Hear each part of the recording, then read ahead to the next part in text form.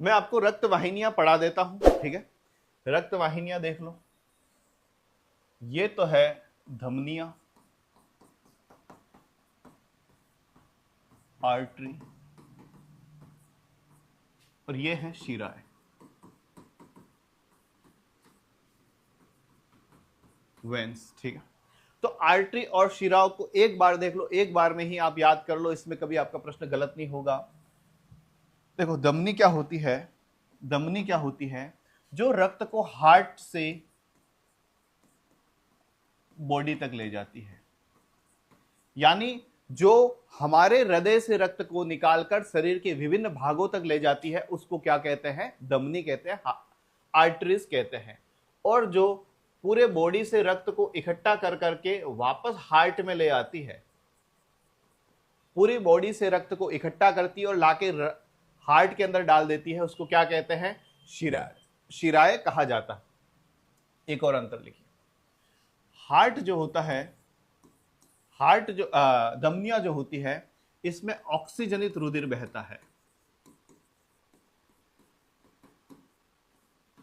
कैसा रुधिर बहता है, ऑक्सीजनित रुधिर, यानी इसमें ये जो रक्त होता है, धमनियों का जो रक्त होता है, उसके अंदर ऑक्सीजन पाई जाती है, इसलिए इसको कहते हैं ऑक्सीजनित रुधिर पाया जाता है। शिराओं के अंदर क्या होता है, वी ऑक्सीजनित रुधिर होता है, वी ऑक्सीजनित रुधिर होता है। इसका मतलब है इस रुधिर के अंदर क्या पाया जाएगा, CO2 पाया जाएगा। क्या पहला अंतर क्लियर हुआ? जो धमनियां होती है, धमनियों के अंदर ऑक्सीजन वाला रक्त जाता है, जबकि शिराओं के अंदर CO2 युक्त रक्त बहता है। लेकिन यहां पर एक अपवाद आपको याद रखना है, एक अपवाद याद रखना है। क्या अपवाद याद रखोगे भाई, कि सभी जो शिराएं होती है उसके अंदर CO2 वाला होता है, लेकिन जो फुफ्फुसीय शिरा होती है, फुफ्फुसीय शिरा जो होती है, जिसको अपन पल्मोनरी वेन कहते हैं,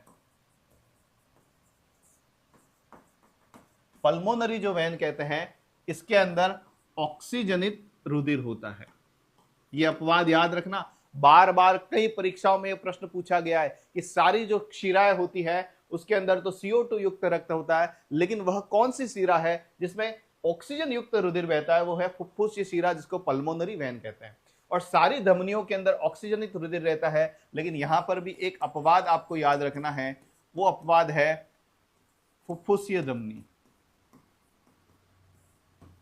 फुफ्फुसीय धमनी जो होती है उसके अंदर CO2 युक्त रक्त जो है वो रहता है, ठीक है। यानी कि सारी धमनियां ऑक्सीजन वाली, लेकिन दोनों ही फुफ्फुसीय धमनी और फुफ्फुसीय शिरा यानी pulmonary vein and pulmonary arteries both are जो होती है वो अपवाद स्वरूप उल्टा काम करती है। क्या यह अंतर समझ में आया? अगली बात करते हैं, तीसरी बात करते हैं।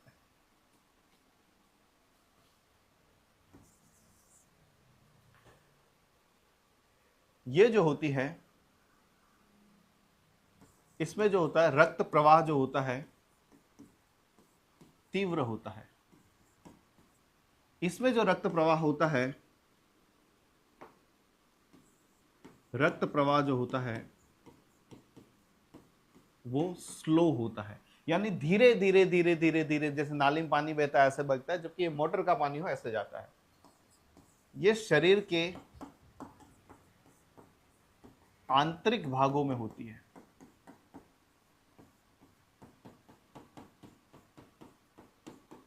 ये शरीर के सतही भागों में होती है।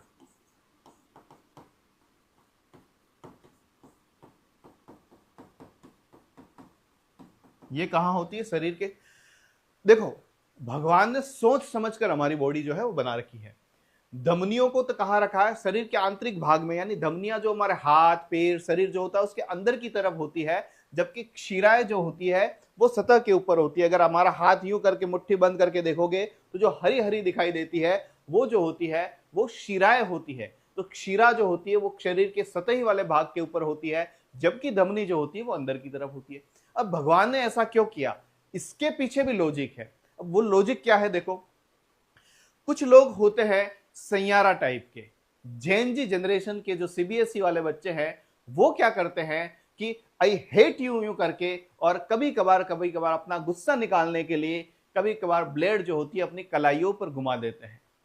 भगवान को ये सिस्टम पता था कि ये जैन जी जनरेशन आने वाली है, ये सीबीएसई वाली पीढ़ी आने वाली है और ये कभी भी ब्लेड जो है सैयारा बनकर अपने हाथों पर घुमा लेगी। तो उन्होंने क्या किया, भगवान ने ये किया तो उन्होंने शिराओं को सतह के ऊपर रख दिया। शिराओं को सतह के ऊपर क्यों रखा? क्योंकि इसमें रक्त प्रवाह क्या होता है, स्लो होता है, तो रक्त बहेगा तो थोड़ा सा टाइम मिल जाएगा तो आसपास वाला कोई आए बचा सके। अगर धमनियां जो है वो सतह पर होती तो धमनियों में बहुत तेज रक्त बहता है, तो अगर कोई सैयारा ऐसा ब्लड घुमा देता तो उससे तो पिचकारी निकलती और 2 से 5 मिनट भी नहीं लगते कि पूरा ब्लड जो है बाहर आ जाता। इसलिए जो ह्यूमन बॉडी बनाई है वो किसी साधारण शक्ति ने नहीं बनाई, वो किसी असाधारण शक्ति ने बनाई है जिसको अपन ईश्वर कहते हैं। ठीक है, तो सैयारा टाइप का काम हमको नहीं करना है, इसलिए इसको आंतरिक भागों में रखा गया है, इसको सतही भागों में रखा गया है। अगली बार देखो, इसका जो व्यास होता है अधिक होता है और दीवार जो होती है व्यास कम होता है इसका धमनी का, और इसकी जो दीवार होती है वो मोटी होती है। ठीक है, और इसमें क्या होता है, इसकी जो दीवार है वो पतली और व्यास अधिक होता है। ठीक है, तो धमनी ऐसी होती है, दीवार इसकी पतली और व्यास जो होता है मोटा होता है, जबकि शिराओं के अंदर, जबकि धमनी के अंदर क्या होता है, दीवार ऐसी मोटी होती है और इसका जो आंतरिक व्यास है वो कम होता है। ठीक है, पाइप पतला होगा तो पानी की स्पीड ज्यादा होगी कि नहीं होगी? ठीक है, तो समझ गए। अच्छा, एक और चीज याद रखनी है, ये जो धमनी है यानी ये जो धमनी लाल है, धमनी लाल बिल्कुल सीधा साधा आदमी है, धमनी लाल सीधा साधा आदमी है, ये कोई कपट नहीं रखता है। यानी धमनी में कपाट जो है, कपाट का मतलब होता है वॉल्व, नहीं पाए जाते हैं, जबकि जो क्षीराएं होती हैं इसमें वॉल्व जो होते हैं वो पाए जाते हैं। क्या ये अंतर आपको क्लियर हुए? धमनी और शिरा में आज के बाद कभी भी कंफ्यूजन नहीं होना चाहिए। धमनी क्या होती है, हार्ट से बॉडी के विभिन्न भागों तक रक्त ले जाती है। धमनी में ऑक्सीजनित रुधिर बहता है और ऑक्सीजनित रुधिर का रंग क्या होता है, कोई बता सकता है क्या? ऑक्सीजनित जो रुधिर होता है बिल्कुल लाल रंग का होता है। कैसा होता है? लाल रंग का होता है। ठीक है, और जब ये वी ऑक्सीजनित रुधिर होता है वो कैसा होता है? वो रेडिश ब्लू होता है। ठीक है, इसलिए हमारी शिराएं देखोगे तो हल्की नीली नीली जो है वो दिखाई देगी। ठीक है, सारी धमनियों में ऑक्सीजनित रुधिर बहता है, परंतु फुफ्फुस से ध्वनि अपवाद स्वरूप कार्बन डाइऑक्साइड युक्त रक्त बहता है। इसमें रक्त प्रवाह तेज होता है। ये शरीर के आंतरिक भागों में होती है, इनकी व्यास कम, दीवारें मोटी होती है। धमनी लाल सीधा साधा आदमी है, कोई कपट नहीं रखता है।